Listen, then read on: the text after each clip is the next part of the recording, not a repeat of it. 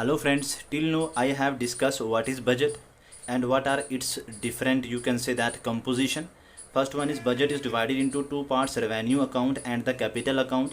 This revenue account is further classified into the revenue receipt and the capital receipt, and in the same manner, same way, capital account further divided into capital receipt and the capital account, capital expenditure. This revenue receipt is further divided into tax and the non-tax part. Tax is further divided into direct and indirect and non-tax fee, fine, challans, etc. that I have discussed. And in the same manner, capital receipt is further divided into debt and the non-debt part. मतलब जो government को पे करना है that is called as debt part, ठीक है, जो उसके ऊपर कर्जा हो गया, और दो नॉन डेट पार्ट आ गया जो उसको रीपे नहीं करना था, जो मैंने आपको बताया था थ्रू डिसइन्वेस्टमेंट, ठीक है। अब कुछ बेसिक टर्मिनोलॉजीज हैं जो related to budget very important हैं और हर बार एग्जाम्स में पूछी भी जाती हैं, वो मैं चीज़ें डिस्कस आपसे करने जा रहा हूँ। लेकिन ये मैंने ग्राफ, ये टेबल मैंने इसलिए बनाया है कि with the help of this table उसमें आपको ज़्यादा क्लैरिटी आएगी। First of all, first term है आपकी बैलेंस बजट। बैलेंस बजट, अब व्हाट इज बैलेंस? बैलेंस आप समझते हैं, बजट तो मैंने आपको बताया था कि जब आप छोटे थे तो तब आपके पास 20, 30, 40 होते थे अगर रुपीज़, तो आप प्लानिंग करते थे कि आज दिन को मुझे कितना सेव करना है, चॉकलेट्स कितनी लेनी है, पेंसिल लेनी है, नोटबुक लेनी है और बचाना भी है सपोज, तो वही प्लानिंग ही आपकी एक बजट था।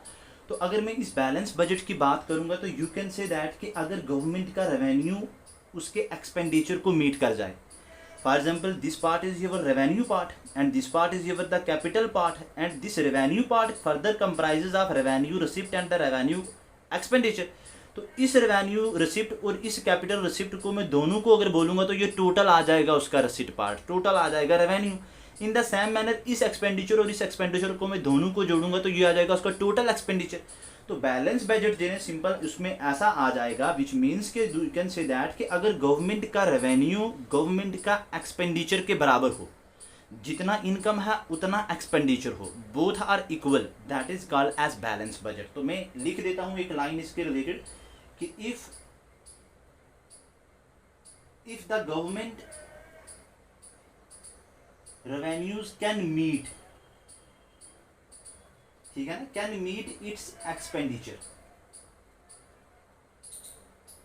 या can meet its expenses या expenditure, चलो इट्स ओके, ठीक है, then the budget is balance। उसको हम क्या बोलेंगे?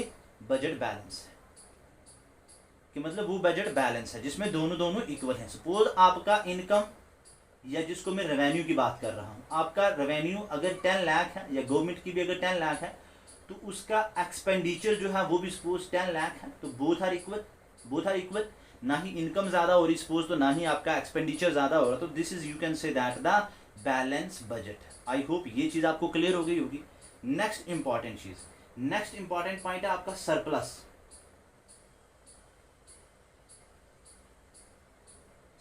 Budget.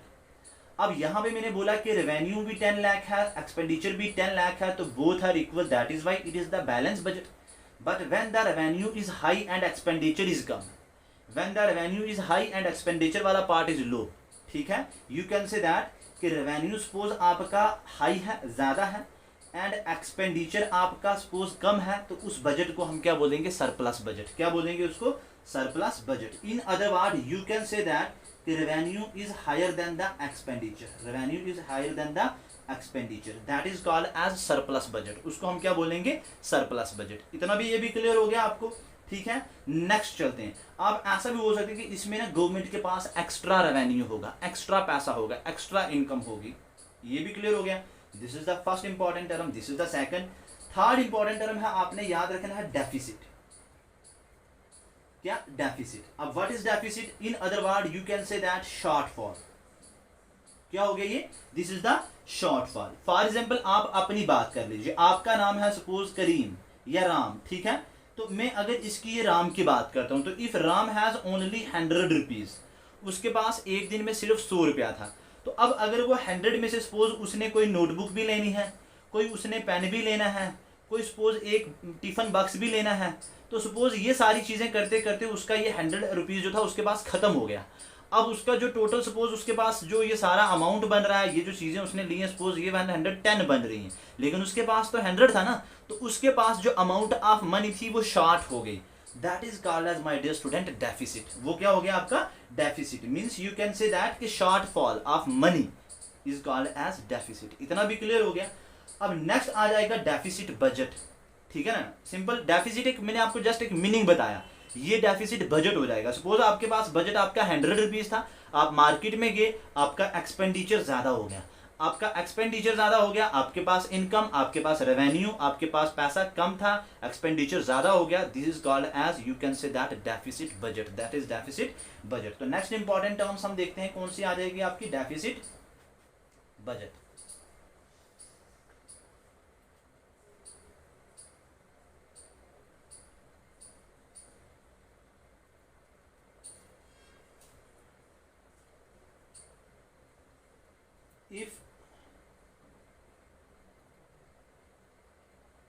if revenue cannot meet the expenditure,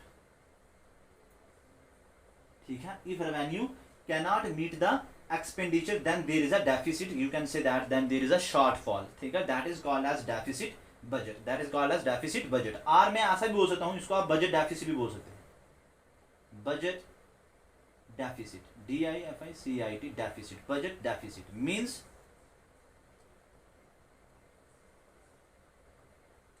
total expenditure minus आपका टोटल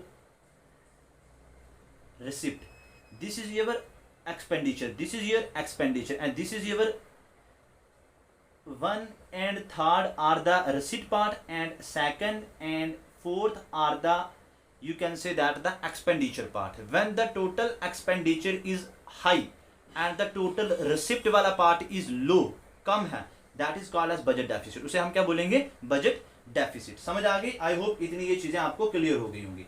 अब टोटल एक्सपेंडिचर की अगर मैं बात कर रहा हूं तो टोटल एक्सपेंडिचर मतलब क्या हो गया आपका, मतलब दोनों आपका रेवेन्यू एक्सपेंडिचर भी और कैपिटल एक्सपेंडिचर भी जो यहाँ पे लिखा हुआ और साथ में कैपिटल एक्सपेंडिचर भी।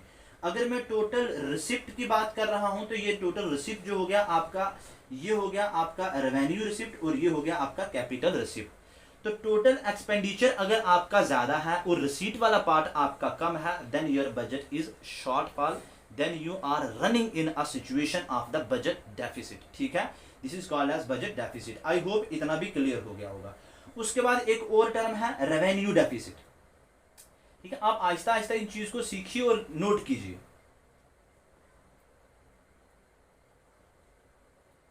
अब what is revenue deficit? Revenue deficit is nothing but revenue expenditure,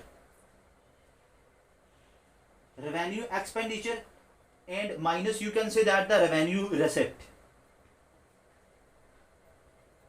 this is your revenue expenditure, ये वाला, ठीक है ना, यहां पे आर आएगा, सॉरी। तो this is your revenue expenditure and this is your revenue receipt. अगर this expenditure part is much more than this revenue receipt then it is called as revenue deficit, then it is called as revenue deficit। अगर revenue expenditure ज्यादा होगा, I have already discussed my dear friends with you कि मतलब which part of the expenditure comprises the revenue deficit and which part of the you can say that the income comprises the revenue receipt। for example revenue receipt में I have discussed with the direct tax and indirect tax, direct में और indirect को भी discuss किया, then मैंने non taxes के through भी आपको बताया जिसमें fee and fine, interest, dividend, profit, सारी चीजें मैंने आपके साथ डिस्कस की थी। लेकिन वो वाला इनकम वाला पार्ट अगर कम है, एक्सपेंडिचर ज्यादा है, then it is called as revenue deficit, then it is called as revenue deficit. I hope ये भी चीज आपको क्लियर हो गई होगी। देन आ जाएगा आपका सपोज अगर रेवेन्यू एक्सपेंडिचर क्या होता है तो आपको पता चल जाएगा ना, ये रेवेन्यू एक्सपेंडिचर क्या हो गया, रेवेन्यू रिसिप्ट क्या हो गया, कैपिटल रिसिप्ट और कैपिटल एक्सपेंडिचर क्या हो गया, ठीक है। अब लॉन्ग स्टोरी शॉर्ट मैं इसको थोड़ा कंक्लूड करता हूँ, नेक्स्ट इंपॉर्टेंट पॉइंट पे जाता हूँ। नेक्स्ट आ जाएगा आपका कौन सा, effective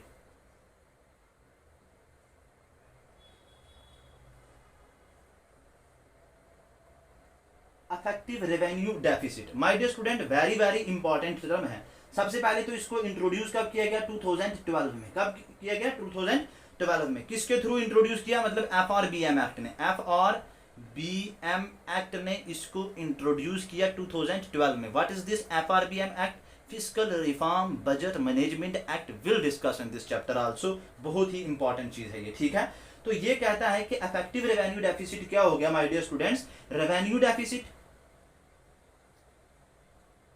minus you can say that कि ground in the aid of aid, you can say that, for the creation of capital asset. For example, what is capital asset? Capital asset is the money, is the income, is the expenditure part that you have, you can say that that you have spent for the composition or for manufacturing of bridge, roads, hospitals, other infrastructures, airports etcetera. ठीक है, तो अब ये देखिए जो आपका effective revenue deficit ये कहता है कि आपका जो भी रेवेन्यू डेफिसिट है, अभी आपने पढ़ा कि सिर्फ रेवेन्यू एक्सपेंडिचर ज्यादा है, रेवेन्यू रिसिप्ट कम है, तो दिस इज कॉल्ड एज आपका एक्सपेंडिचर ज्यादा, रिसिप्ट कम, that is called as revenue deficit. लेकिन अगर उस रेवेन्यू डेफिसिट में आप ये वाली ग्राउंड इन एड आप निकाल दें, which ground, which you have use for the creation of capital assets, जो आपने कैपिटल एसेट्स की क्रिएशन के लिए यूज किया है। फॉर एग्जांपल आपने ब्रिज बनाने के लिए, रोड बनाने के लिए, हॉस्पिटल बनाने के लिए, infrastructure, school, education etcetera etcetera etcetera, इन चीजों के लिए जो आपने मनी को एलोकेट किया है, उसको अगर आप निकाल देंगे तो जो बचेगा that is called as effective revenue deficit. Why we are subtracting from why we are subtracting this ground in aid from the revenue deficit, because ये सारे के सारे कुछ ना कुछ एसेट, कुछ ना कुछ इनकम आपके लिए जनरेट करेंगे। आपने ब्रिज बनाया तो उससे आप टोल रिसीव करते हैं, रोड बनाई है तो टोल टैक्स रिसीव करते हैं, हॉस्पिटल बनाए हैं, इंफ्रास्ट्रक्चर कोई और बनाया है, रेल बनाई है, तो आपका एक सोर्स ऑफ इनकम है। तो इट मीन्स जो पैसा आपने इन चीजों के लिए अलोकेट किया है, जो पैसा आपने कैपिटल एसेट की क्रिएशन के लिए यूज किया है, उसको आप रिमूव कर देंगे, उसको आपने निकाल देना है। तो जो पार्ट आ जाएगा वो आ जाएगा आपका effective revenue deficit. Very very important part है ये आपका। ठीक है, नेक्स्ट इंपॉर्टेंट है my dear students fiscal deficit. अब what is fiscal deficit? Suppose you have read budget deficit, आपने बजट डेफिसिट के बारे में पढ़ा है। तो budget deficit plus borrowing of the government, जो भी गवर्नमेंट बारो करेगा उसको हम क्या बोलेंगे? Fiscal deficit. मतलब बजट डेफिसिट सपोज अगर 10 है प्लस गवर्नमेंट ने अगर बारो 20 किया है, तो दोनों को सम करके तो that is the part of fiscal deficit. And in case if the budget deficit is zero, अगर बजट डेफिसिट जीरो है, बजट डेफिसिट में मैंने क्या बताया कि सपोज अगर आपका एक्सपेंडिचर ज्यादा है, इनकम कम है, तो then it is called as budget deficit. But अगर बजट डेफिसिट जीरो है, मतलब both the expenditure and the you can say that the incomes are equal with, मतलब बोथ आर इक्वल, तो then you can say that के budget deficit तो zero होगा, लेकिन उसके अलावा भी फिस्कल डेफिसिट फिर क्या होगा? Zero plus borrowing. अगर किसी ने सपोज अगर गवर्नमेंट ने बोरोइंग किया है, तो then it is called as fiscal deficit. वो जितना भी उसने बारो अमाउंट किया है वो फिस्कल डेफिसिट का पार्ट ही होगा। तो once again budget deficit plus borrowing is the fiscal deficit. अगर बजट डेफिसिट जीरो है तो मीन्स उसके अलावा अगर सपोज मेरा अभी बजट ठीक ही है, मतलब both are equal, expenditure and the income parts both are equal, लेकिन अगर मैंने कहीं अपने फ्रेंड से बारो किया है अराउंड 10,000 रुपीज, तो then 10,000 rupees is the part of fiscal deficit. Or you can say that what is fiscal deficit? You can say that difference between what government earn and its total income and total expenditure. ठीक है, government का income कितना है, total उसका expenditure कितना है, इन दोनों के बीच में जो डिफरेंस होगा। Suppose you can say that कि गवर्नमेंट ने अर्न कर लिया 10 लाख, बट उसका एक्सपेंडिचर हो रहा है 12 लाख, तो वो जो 12 है 2 लाख एक्स्ट्रा है, that was the fiscal deficit. Then you can say that FRBM act, that is called as fiscal reform budget management act 2003। In 2018 में इसको अमेंड किया गया और इसने ये कहा कि जो फिस्कल डेफिसिट का टारगेट 3% होना चाहिए up to 2020-21 and for 2023 it should be 2.5%। मतलब क्या है कि गवर्नमेंट ने ये जब एक्ट पास किया था, मैं अभी आपको बताऊंगा कि ये एक्ट है क्या। इसमें इसका मेन पर्पस, इसका ऑब्जेक्टिव ये था कि हमने फिस्कल डेफिसिट को रिड्यूस करना है। ठीक है, इकोनॉमिक्स मतलब जो हमारी अपनी कंट्री की इकोनॉमी है इसको स्टेबल करना है, ये जो डे बाय डे डेट बढ़ता जाता है इसको रिड्यूस करना है। तो इसमें इसने कहा कि 2018 में जब इसको अमेंड किया गया तो इसने कहा कि ये जो फिस्कल डेफिसिट का जो टारगेट है ये 3% होना चाहिए, मतलब up to the total GDP, इसको कम करना है हमने। तो ये 2021 के लिए 3% एंड फॉर 2023 के लिए हमने इसको 2.5 का मतलब कम करके तो इतना और नीचे कर देना है। Next important you can say that with the help of fiscal deficit I want to explain once again कि मतलब अगर सपोज जीडीपी किसी कंट्री एक्स की 100 लाख करोड़ है, ठीक है, then the difference between its income and its expenditure is 10 lakh, मतलब उसका एक्सपेंडिचर ज्यादा हो गया, उसका इनकम जो है वो कम है। Means you can say that कि उसका एक्सपेंडिचर जो है वो 110 लाख करोड़ हो गया। तो अब दोनों में मतलब इनकम कम था, इतना एक्सपेंडिचर हो गया 110 lakh. Then what is the fiscal deficit? Fiscal deficit is the 10%। Fiscal deficit is the 10%। Till now I have discovered what is this, मतलब sorry, fiscal deficit, and it is also important for your exam perspective. Next important, my dear student, is the primary deficit. What is the primary deficit? You can say that fiscal deficit minus interest payment. अभी हमने fiscal deficit देखा जिसमें ये देखा था कि budget deficit plus borrowing of the government. But here in the case of primary deficit, fiscal deficit में से अगर हम interest जो पे किया है वो निकाल देंगे, then आप कहाँ पहुँच जाएंगे? आप प्राइमरी डेफिसिट पे पहुँच जाएंगे. अब primary deficit it include only the government borrowing. इस प्राइमरी डेफिसिट में गवर्नमेंट बोरोइंग तो आएगी लेकिन नॉट द इंटरेस्ट पेमेंट. इसमें मतलब हम जो हमने इंटरेस्ट पे किया है उसको एक्सक्लूड कर देंगे. But in the case of fiscal deficit इसमें government borrowing plus interest payment दोनों को इंक्लूड करते हैं. This is the fundamental difference between the two, primary deficit and the fiscal deficit. Fiscal deficit is nothing. Fiscal deficit मतलब budget deficit plus borrowing of the government including interest payment. I already discussed with you. And but the primary deficit is the fiscal deficit. उसमें से हमने interest payment को निकाल देना है. ठीक है. उसके बाद next important term है my dear student is the monetized deficit. Monetized deficit very very important है. Monetize monetized monetized deficit. अब अगर देखिए, अगर ये आपका आरबीआई या सेंट्रल बैंक है और ये आपका गवर्नमेंट है, अगर गवर्नमेंट इस आरबीआई से पैसा बारो करती है, गवर्नमेंट क्या करती है? आरबीआई से पैसा बारो करती है अपने इस फिस्कल डेफिसिट को या प्राइमरी डेफिसिट को सपोज रिड्यूस करने के लिए. आरबीआई से पैसा लेके तो अपने उस डेफिसिट को फुलफिल करती है. जैसे अगर मेरे पास अगर मेरा बजट डेफिसिट है तो मैं आपसे पैसा लेके तो अपने बजट को फुलफिल करूं, अपने उस डेफिसिट को फुलफिल करने की कोशिश करूं. ठीक है. तो सिमिलरली अगर गवर्नमेंट आरबीआई से ले रहा है लेकिन अब आरबीआई के पास सपोज अगर पैसा नहीं होगा तो आरबीआई क्या करेगा कि प्रिंट करेगा फ्रेश मनी, मतलब नई करेंसी को प्रिंट करके तो गवर्नमेंट को अगर देगा. ठीक है ना. तो उसको बोलेंगे हम मोनिटाइज्ड डेफिसिट. समझ आ गया मैंने क्या बोला? अगर गवर्नमेंट आरबीआई से बारो करे, गवर्नमेंट ने आरबीआई से बारो किया, अब आरबीआई के पास सपोज मतलब क्रेडिट अवेलेबल नहीं था तो आरबीआई ने क्या किया कि फ्रेश करेंसी को प्रिंट करके तो गवर्नमेंट को दे दिया सो दैट कि गवर्नमेंट अपने उस मिसमैच को फुलफिल कर सके. तो उसको हम क्या बोलेंगे? Monetised deficit. उसको हम क्या बोलेंगे? Monetised deficit. अब गवर्नमेंट ऐसा क्यों कर रही है? आरबीआई से क्यों ले रही है? Due to the non availability of credit. You can say that due to the non availability of credit in market, मतलब मार्केट में, या फिर due to you can say that के हाई इंटरेस्ट रेट की वजह से इसने मार्केट से नहीं लिया तो आरबीआई से लिया. तो इसको हम क्या बोलेंगे? Monetised deficit. लेकिन इस मोनेटाइज्ड डेफिसिट को डिसबैंड कर दिया गया या डिसकंटिन्यूड कर दिया गया इन 2016 में as a part of FRBM act. FRBM already I have discussed with you. FRBM fiscal response budget and fiscal responsibility and budget management act. इसके अकॉर्डिंगली इसको डिसबैंड कर दिया गया. और अब उसके बाद जो भी आरबीआई है ये कभी भी मनी को प्रिंट नहीं करता, और प्रिंट करके तो गवर्नमेंट को प्रिंट तो करता ऑब्वियसली, बट गवर्नमेंट को प्रिंट करके नहीं देता कि वो अपने उस डेफिसिट को या अपनी उस मनी को लैंड करे. ठीक है ना. मतलब गवर्नमेंट अपने डेफिसिट को रिड्यूस करे. एक बार दोबारा से बोलता हूँ कि मतलब इस मोनेटाइज्ड डेफिसिट को डिसबैंड कर दिया गया है, डिसकंटिन्यू कर दिया है. अब आरबीआई का सोलली पर्पज ये नहीं है कि सपोज वो मनी को प्रिंट करे और गवर्नमेंट को दे दे और गवर्नमेंट आगे लैंड करे, ऐसा नहीं है. समझ आ गया ना. तो ये this is all about the primary deficit and the monetised deficit.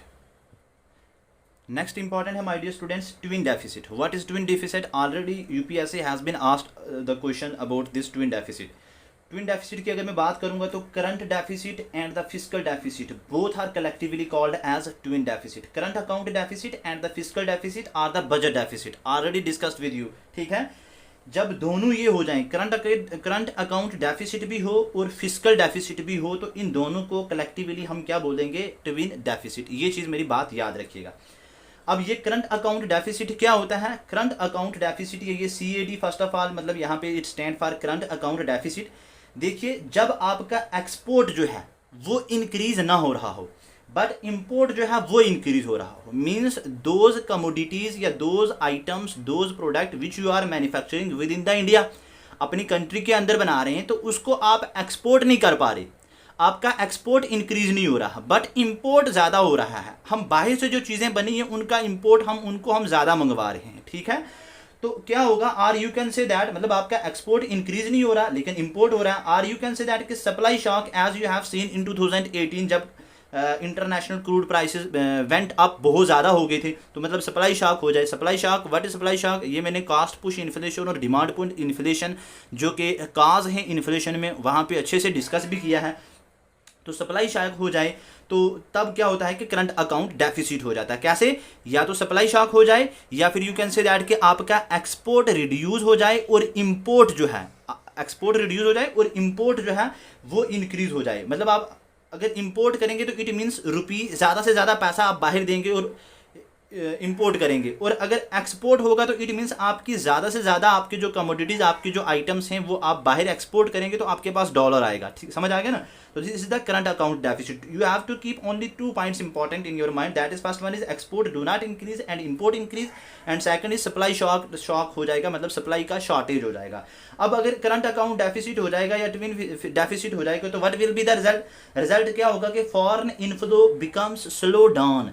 अगर देखिए आपका एक्सपोर्ट नहीं हो रहा तो डॉलर आना हमारी कंट्री में बंद हो जाएगा, बिकॉज आप एक्सपोर्ट करेंगे तो आपको डॉलर मिलेगा। आप एक्सपोर्ट जिस भी करेंसी में कर रहे हैं, ऑब्वियसली अगर रुपये में भी कर रहे हैं तो आपके पास रुपये आएगा, लेकिन अगर आपने फॉरेन, अगर आपका एक्सपोर्ट हो ही नहीं रहा तो it means you can say that कि वो जो फॉरेन इनफ्लो है, वो जो मनी है, वो जो करेंसी है, वो हमारी कंट्री में आना बंद हो जाएगी। तो it means you can say that कि इट बिकम्स स्लो डाउन।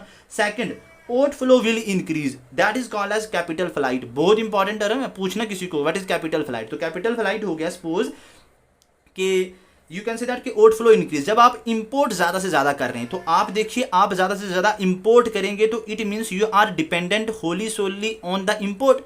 आपका डोमेस्टिक प्रोडक्शन पे आप डिपेंडेंट नहीं है। तो जब आप सारी चीज़ों पे उन चीज़ों पे डिपेंडेंट है जो आप इंपोर्ट कर पा रहे हैं तो इट मीन्स कैपिटल फ्लाइट होगा। Means you can say that कि आप ज़्यादा से ज़्यादा पैसा इन्वेस्ट करेंगे और ज़्यादा से ज़्यादा मनी जो है वो बाहर जाएगी। ठीक है, you can say that next important is the country face serious difficulty in the financial export. ठीक है, and the last is the company or you can say that the rupee will depreciate. Rupee की value जो होगी वो भी कम हो जाएगी, वो फिर डेप्रिशिएट हो जाएगी। तो this is all about the twin deficit and the current account deficit and there result. Current account deficit भी इंपॉर्टेंट चीज़ है जब आपका एक्सपोर्ट जो है वो इंक्रीज ना हो रहा हो, सिर्फ इंपोर्ट हो रहा हो और सप्लाई भी शॉर्ट हो जाए। This is called as current account deficit and both current account and fiscal deficit lead to the twin deficit, lead to the twin. Next is the you can say that fiscal stimulus and the you can say that monetary stimulus। हमने current account deficit पढ़ा या twin deficit पढ़ा तो उससे overcome करने के लिए ये दो you can say that methods आ जाते हैं। एक आ जाएगा fiscal stimulus and the second is monetary stimulus.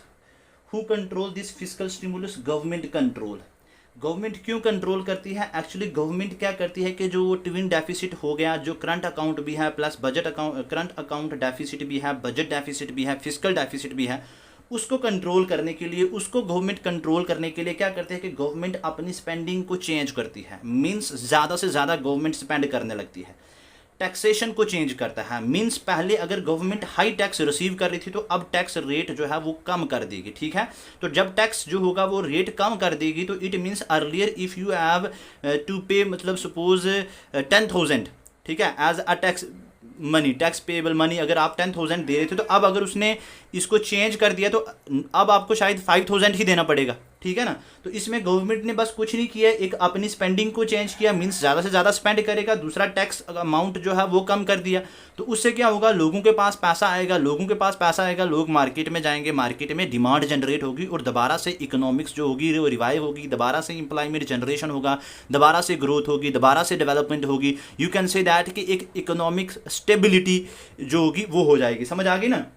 तो इसमें government use fiscal packages to influence the overall supply. ठीक है, वो क्या पैकेजेस है, मतलब वो अपने स्पेंडिंग को इंक्रीज कर देती है, टैक्सेशन को लो कर देती है, और you can say that sometime direct spend करती है and generate the employment and the growth. And what is the monetary stimulus and who control it? It is controlled by the central bank and in the case of India it is RBI.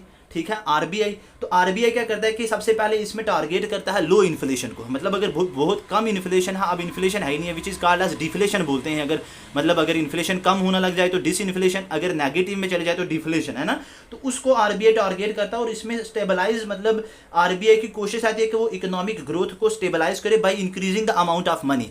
अब how to increase the money by RBI into the market या into the you can say that the country? उसमें वो ना आपने पढ़ा होगा कि वो कुछ रिजर्व रेशियोज होते हैं, जैसे सीआरआर हो गया, आपका एसएलआर हो गया। ठीक है, इनमें ना वो amount of money, for example अगर अर्लियर कोई बैंक पर्टिकुलर सपोज 10% अपना जो था वो आरबीआई के पास रख रहा था, यहाँ पे सपोज 18% अगर आरबीआई के पास रख रहा था, तो अब नेक्स्ट जब क्या होगा कि अब इस रिजर्व्स को ना आरबीआई रिड्यूस कर देगा। अब आप 10% नहीं रखो, अब आप सिर्फ सपोज 3% रखो, यहाँ पे आप 18 नहीं सिर्फ 9% रखो। तो जब आप सिर्फ 9% रखोगे तो फिर उस बैंक के पास सपोज अब ज़्यादा पैसा बचेगा, इधर भी इस बैंक के पास भी ज़्यादा पैसा बचेगा, और वो ज़्यादा से ज़्यादा लोन देंगे लोगों को। लोन देंगे तो लोग अपने बिजनेस को एक्सपेंड करेंगे, मार्केट में जाएंगे, डिमांड क्रिएट होगी, ग्रोथ होगी। तो ये सारी चीज़ें, ठीक है। इंकरेज इन्वेस्टमेंट, वही इन्वेस्टमेंट कैसे इंकरेज करेगा? By reducing the reserve ratio. उसके बाद inject money supply into the economy. All these are the important points related to the fiscal stimulus and the monetary stimulus, ठीक है। Fiscal stimulus which is controlled by the government, how? By increasing you can say that amount of spending the money and the taxation, by lowering the taxation rate. And the second is the monetary stimulus which is controlled by the RBI, Central Bank of India. It is also try to reduce, you can say that it also try to stabilize the economic growth by increasing the amount of money supply in the market. And you can say that encourage investment and inject का मतलब हो गया infusion करना, introduce करना the money supply into the economy.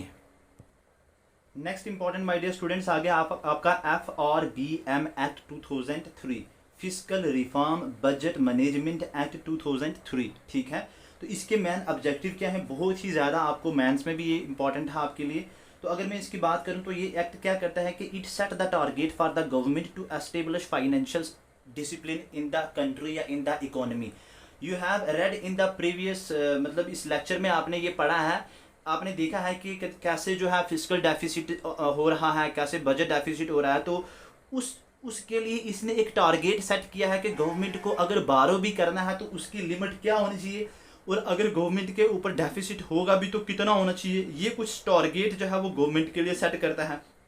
इसका prime objective इसका ये था कि फिस्कल डेफिसिट को रिड्यूस करना है, क्योंकि government even some time during the election time government पता क्या करती थी कि सपोज इलेक्शन टाइम पे उसने अनाउंस कर दिया कि जितने भी ग्रेजुएट्स हैं, जितने भी बेरोज़गार हैं, इनको हम बाइक्स देंगे, इनको हम लैपटॉप देंगे, इनको हम 3,000 2,000 सपोज ऐसे अनाउंस कर देते थे, ठीक है। तो unemployment you can say that compensation अगर हम इनको दे देंगे तो उससे क्या होता था कि गवर्नमेंट का जो डेफिसिट था वो बहुत ज़्यादा, गवर्नमेंट के ऊपर जो था डेट बहुत ज़्यादा हो जाता था। उस चीज़ को रिड्यूस करने के लिए ये एक्ट लाया गया। उसके बाद यू कैन से दैट कि improve the management of public fund, मतलब how to use this fund, how to improve this public fund, ठीक है, and utilize in a better way. That is the target of FRBM Act. Government does not borrow beyond the rational limit. मतलब एक limit set की जाएगी, उसके बाहर government उससे ज़्यादा बारो नहीं कर सकती। To maintain the macro economic stability for the better coordination between the fiscal and the monetary policy. Fiscal policy को कंट्रोल कौन करता है? Government of India, and the monetary policy को RBI. I have discussed in my lecture जो आपका inflation था, लेकिन इसको मैं फर्दर भी और अच्छे से करवाऊंगा, ठीक है।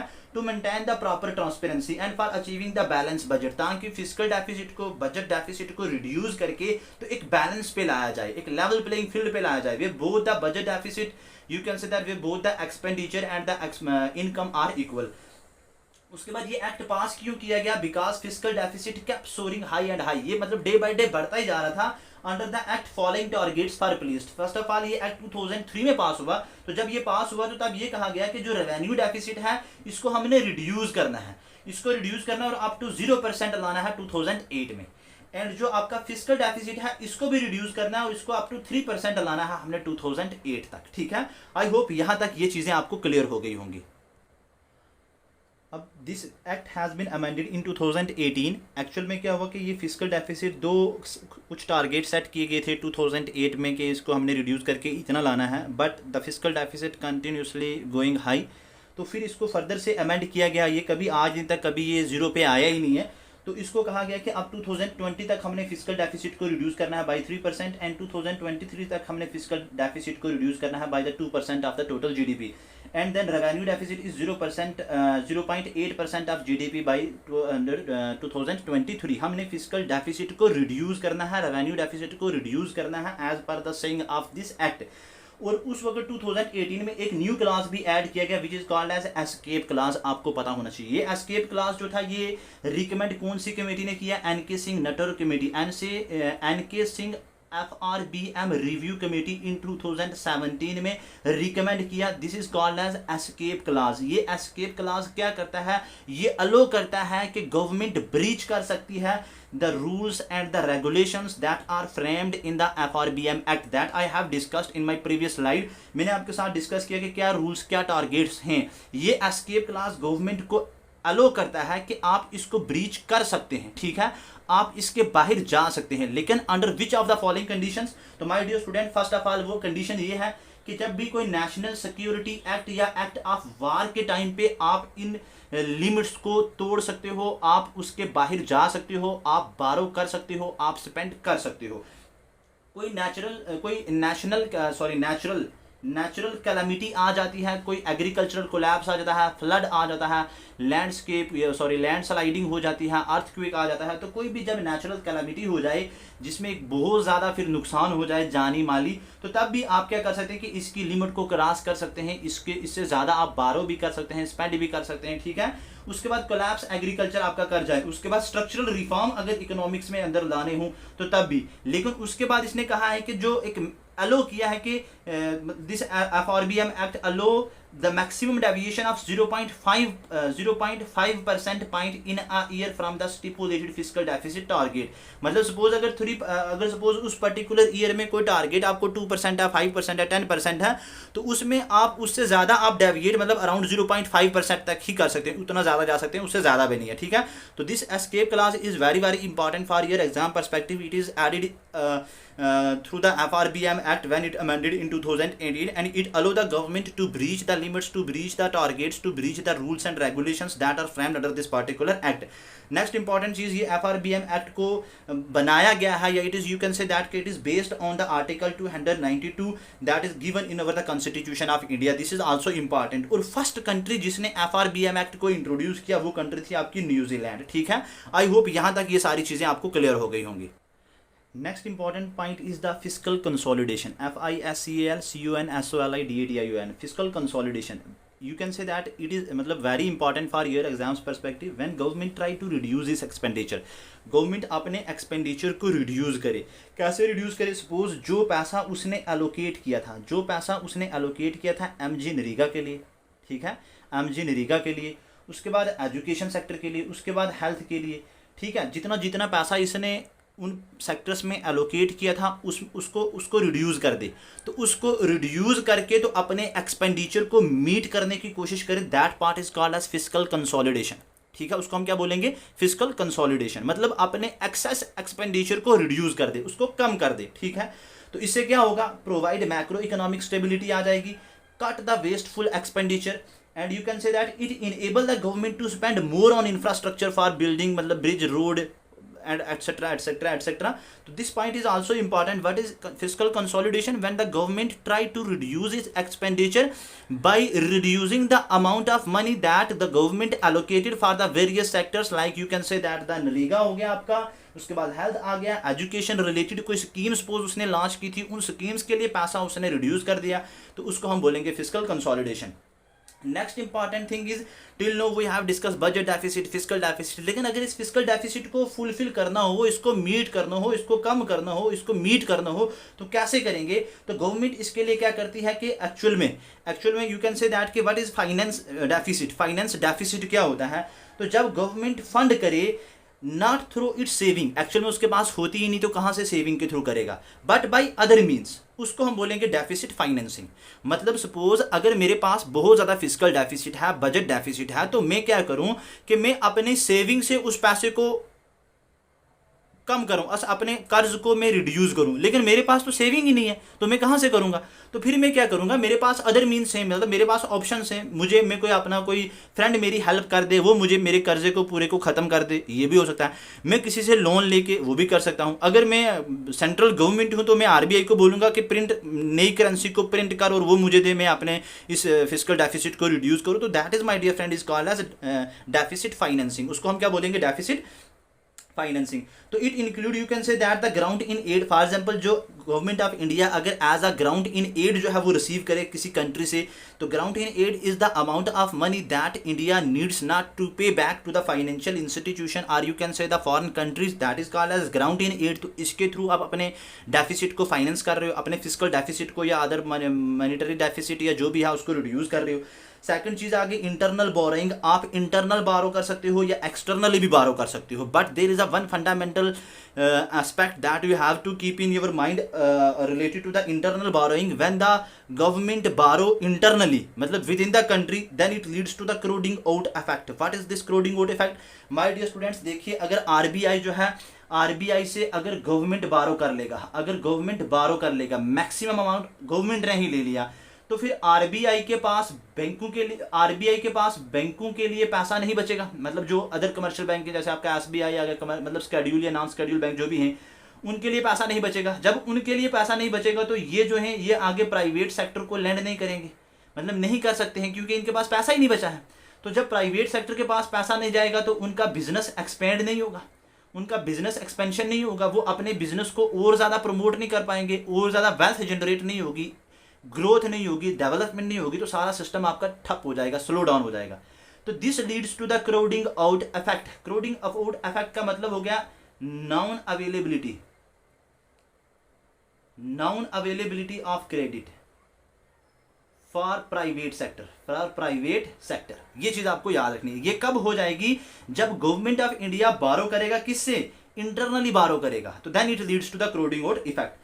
Next important point is the you can say that external borrowing. External borrowing वो फॉरेन कंट्री से भी कर सकता है, लाइक यू हैव यूएसए या अदर कंट्रीज को भी फॉरेन इंस्टीट्यूशन, वर्ल्ड बैंक हो गया आपका, आईएमएफ हो गया, एटसेट्रा एटसेट्रा, उनसे भी बारो कर सकता है, तो उनके थ्रू भी वो अपने फाइनेंस को डेफिसिट कर सकता है। या फिर फाइनली क्या करे कि गवर्नमेंट क्या करे, आरबीआई को कहे कि करो प्रिंट मनी, नई मनी को इंजेक्ट करो इनटू द मार्केट, तो देन ठीक है आरबीआई का कर भी देगा, लेकिन इससे भी एक नुकसान होता है, that is called as inflation हो जाएगी जब आप मनी को इंट्रोड्यूस करोगे। ठीक है, आई होप यहां तक ये सारी चीजें। तो माय डियर स्टूडेंट्स, मैंने कोशिश की है कि इस पूरे चैप्टर जो भी आपका ये पब्लिक अकाउंट वाला या पब्लिक फाइनेंस वाला जिसमें चैप्टर था मैंने बात की, इसमें मैंने आपके साथ बजट या इनकम, उसके बाद एक्सपेंडिचर, उसके बाद हम बजट डेफिसिट या सरप्लस क्या होता है, physical deficit, physical consolidation, twin deficit, all this thing I have discussed with you comprehensively और all are very important for your exam perspective if you are preparing for UPSC 2024 और for state PSC इन 2023 में जो होने जा रहा है। तो ये वाली सारी चीज़ें आपका बहुत ज़्यादा इंपॉर्टेंट है। और एक चीज़ मैं मेक शेयर कर दूं, एक चीज़ मैं आपको क्लियर कर दूं कि मैंने इसका आपको सिर्फ बेसिक पढ़ाया है, मैंने करंट जो बजट है उसको मैंने टच नहीं किया है। ठीक है, अगर आप वो भी चाहते हैं तो आप मुझे कमेंट सेक्शन में बताएंगे, मैं वो भी कवर करूँगा। बट ये चीज़ ये है कि इसको आपने इतनी बार देखना है, इतनी बार रिवाइज करना है कि आपको दोबारा से इस पे ऊपर जो है वो टाइम जो है वो ना देना पड़े। तो बाकी मैंने अपनी तरफ से कोशिश की है कि इसको मिनिमल टाइम में मैं इसको कंप्लीट करूं, क्योंकि पहले मैं लिख ही रहा था, लेटर ऑन मैंने इसको स्लाइड्स पे लिख के तो आपके साथ शेयर किया है, आपके साथ डिस्कस किया है। तो स्टिल अगर if you have any doubt आप मुझे कमेंट में पर्सनल मैसेज कर सकते हैं, मुझे बता सकते हैं। तो मैं I will try my best कि आपके सारे उन डाउट्स को रिजॉल्व किया जाए, आपकी उन क्वेरीज को जो है वो सॉल्व किया जाए। तो थैंक यू सो मच।